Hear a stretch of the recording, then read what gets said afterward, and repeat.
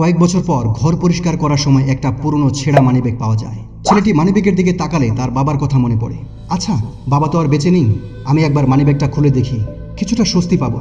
এই ভেবে ছেলেটি যখন তার বাবার মানিব্যাগটি খুলে প্রথমে যে জিনিসটি দেখে তা হলো তার ছোটবেলার একটি ছবি। এর পরের স্লটে একটি বড় স্লিপ ছিল। ছেলেটি যখন সেই স্লিপটি বের করে তখন তার চোখ জলে ভরে যায়। কিন্তু এমন কি ছিল সেই মানিব্যাগটিতে? সেই স্লিপের সাথে আরও 3-4টি স্লিপ ছিল। প্রথম স্লিপে সেই সমস্ত আত্মীয়দের নাম যাদের ঋণ এবং যে পরিমাণ টাকা পরিশোধ করা হয়নি তার শোধ সহ লেখা ছিল।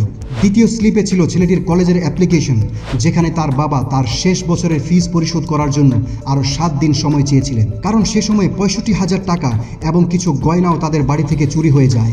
তৃতীয় স্লিপে তার বাবার পুরনো স্কুটারের কাগজপত্র ছিল, যে স্কুটারটি তার বাবা খুব পছন্দ করতেন, কিন্তু শুধু তার কলেজের ফিস পরিশোধ করার জন্য তাকে স্কুটারটি বিক্রি করতে হয়েছিল এবং বাকি টাকা 10 টাকা হারে শোধে এক লোকের কাছ থেকে এনেছিল। চতুর্থ স্লিপে পুরনো বাড়ির কাগজপত্র ছিল যা বিক্রি করা হয়েছিল যখন ছেলেটির মায়ের অপারেশন করাতে হয়েছিল, কিন্তু তার কাছে এত টাকা ছিল না।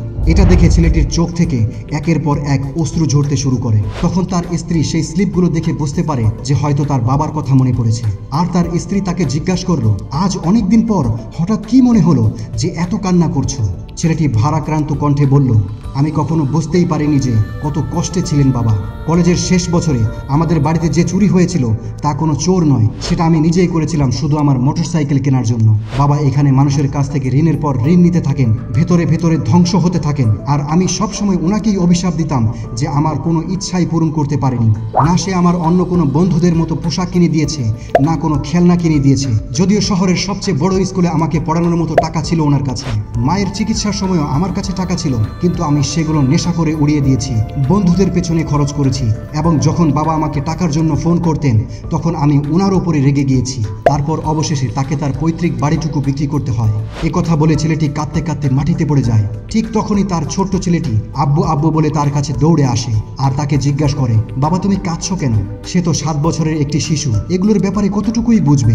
তখন আবার তার চোখ ওই কাগজগুলোর উপর পড়ে। সে সম্ভবত 5 নম্বর স্লিপটি পড়তে ভুলে গিয়েছিল। ছেলেটি সেই স্লিপটি আবার পড়তে শুরু করে। আরে আমিনা, তুমি চিন্তা করো কেন? সে আমাদের ছেলে এবং সে আমাদের সব ঋণ শোধ করে দেবে। এই দুনিয়াতে কেউ কারো সঙ্গী হয় না, কিন্তু অবশেষে আমাদের ছেলেই তো আমাদেরকে আগলে রাখবে। আজ ওর জন্য পরিশ্রম করতে দাও, ভবিষ্যতে সে আমাদের সুখে রাখবে, দেখে নিও। সে একটু রাগী হতে পারে, কিন্তু সম্পর্কের প্রতি তার পূর্ণ সম্মান আছে। আমি চাই সে সবচেয়ে ভালো পরিবেশে পড়ালেখা করুক এবং জীবনে অনেক বড় হোক। যতদিন আমি বেঁচে আছি আমি তার উপর চিন্তার একটু ছায়াও পড়তে দেব না। চিন্তা করো না, আমি তোমার ভাইয়ের কাছ থেকে যে টাকা নিয়েছি আমি তা শীঘ্রই ফিরিয়ে দেব, তবে আপাতত তার হোস্টেলের ফিস পরিশোধ করে দেই। গত মাসে কাজ ভালো হয়নি, নয়তো এই সমস্যায় পড়তাম না। যাই হোক, তুমি এই চিঠিটা সামলে রেখো, আমি তোমার ভাইয়ের টাকা ফেরত দিয়েই তোমার কাছ থেকে এই চিঠি নেব। এই কথাগুলো শুনে ছেলেটি আরো জোরে জোরে কাঁদতে থাকে আর বলে, বাবার আমার ওপর কত আশা ছিল, কত স্বপ্ন ছিল, আর আমি কি করেছি।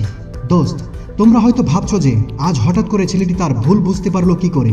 তোমাকে বলছি, কারণ ওই ছেলেটি আজ নিজেও একজন বাবা। সময়গুলো কত তাড়াতাড়ি চলে যায়, এমন মনে হয় যে এগুলো গতকালকেরই ঘটনা। একটি ছোট্ট নিষ্পাপ শিশু যে তার বাবার কোলে জীবনের প্রথম সময় উপভোগ করছে। কত স্বপ্ন, কত আশা সেই বাবার চোখে, কতটা ইচ্ছা, কতটা আকাঙ্ক্ষা সেই ছোট্ট ছেলেটিকে ঘিরে। যতক্ষণ ছেলেটি বাবার কোলে থাকে এটুকু মুহূর্তের মধ্যেই বাবা না জানে কত স্বপ্নের পাহাড় দাঁড় করিয়ে দেয়। হ্যাঁ, তোমাকেই বলছি, বলো কি হচ্ছে, কি চলছে তোমার লাইফে? তুমি কি বোঝো না, নাকি বুঝতে চাও না? তোমার কি কাজে মন বসে না, নাকি কাজ করতেই চাও না?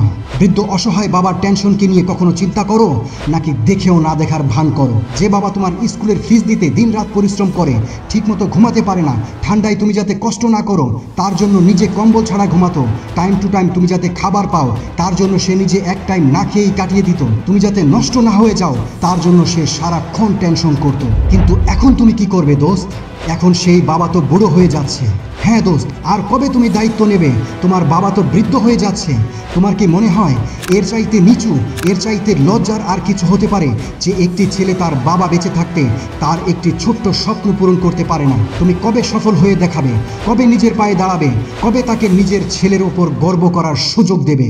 মাত্র কয়েক বছর, আরও মাত্র কয়েক বছর যদি বিরাট কোহলির বাবা বেঁচে থাকতেন তাহলে আজ ছেলেকে ক্রিকেটের বাদশাহ হিসেবে পেতেন। আজ বিরাট কোহলি শুধু এই দুঃখটাই অনুভব করে যে তিনি বিশ্বের জন্য তাজ, ক্রিকেটের দুনিয়াতে তার রাজ, ইতিহাসে মহান ব্যক্তিদের মধ্যে তার নাম গাথা, কিন্তু তার বুকের মধ্যে শুধু একটাই ব্যথা যে সে কখনোই তার বাবাকে তার খেলা দেখাতে পারেনি।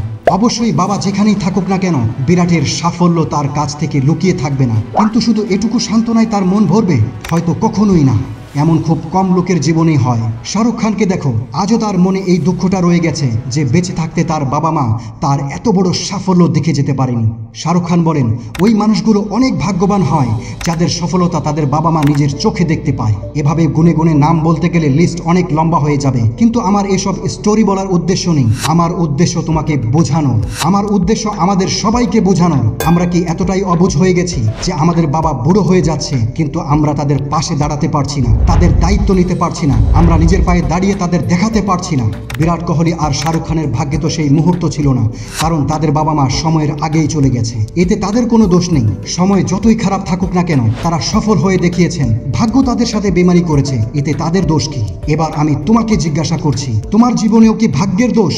না, একদম না। দোষ থাকলে সেটা তোমার অলসতার, তোমার ছোট চিন্তা ভাবনার, তোমার অবহেলার, তোমার মিথ্যার পাহাড়ের, তুমি যেটাতে আসক্ত হয়ে আছো সেই নেশার। একটা ছেলে দিনরাত নেশায় ডুবে থাকে, কিন্তু তারপরও তার বাবা ঘরের কোণে বসে ওর মাকে বলে, আমাদের ছেলে একদিন অনেক বড় হবে, আমাদের মনের আশা পূরণ করবে, আমাদের সব স্বপ্ন পূরণ করবে। আচ্ছা, ওই সমস্ত কথা যখন তোমার মা তোমাকে বলে, তোমার রুহ কেঁপে ওঠে না? তোমার মনের ভেতর আগুন জ্বলে ওঠে না? মনে হয় না যে তুমি এখনো কত পিছিয়ে আছো এই দুনিয়ার প্রতিযোগিতায়? কিন্তু তুমি এইসব বুঝবে কি করে? এত সময় কোথায় তোমার কাছে? আর লজ্জা তো অনেক দূরের কথা। যেই ছেলে সারাদিন ইনস্টাগ্রামে রিল দেখবে, শুয়ে বসে সময় কাটাবে, খাবার নিয়ে বাচ্চাদের মতো বাহানা করবে, ছোট ছোট বিষয় নিয়ে মন খারাপ করবে, এই অবস্থায় তার এই সব চিন্তা করার সময় কোত্থেকে থাকবে? এটাই তো অভিশাপ আমাদের যুবকদের। কলেজ অথবা ক্লাসের কোনো মেয়ের চোখ থেকে শুরু করে তার ক্যারেক্টার পর্যন্ত নোটিস করে নেয়। কোনো মেয়ে যদি একটুখানি ব্যথা পায় তার জন্য 10 ফুট লম্বা হাত বের করে দেয়, কিন্তু ওই ছেলেগুলোরই নিজের অসহায় মা বাবার দুঃখ, মা বাবার কষ্ট চোখে পড়ে না। মা বাপ কখনো বলে না, কখনো দেখায় না, তার মানে কি তাদের কোনো প্রকার দুঃখ নেই, কোনো প্রকার কষ্ট নেই?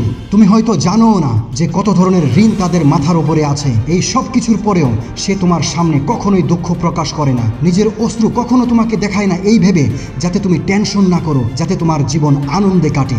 শুধু এই জন্যই একজন মা তার নিজের সুখ ত্যাগ করে দেয় আর একজন বাবা তার সারাটি জীবন। কিন্তু এর বদলে তারা কি চায় তাদের সন্তানের কাছে? তারা শুধু এটুকুই চায় যে তার সন্তান কখনো ব্যর্থ জীবনযাপন না করুক, সফলতার শেষ সিঁড়ি পর্যন্ত এগিয়ে যাক।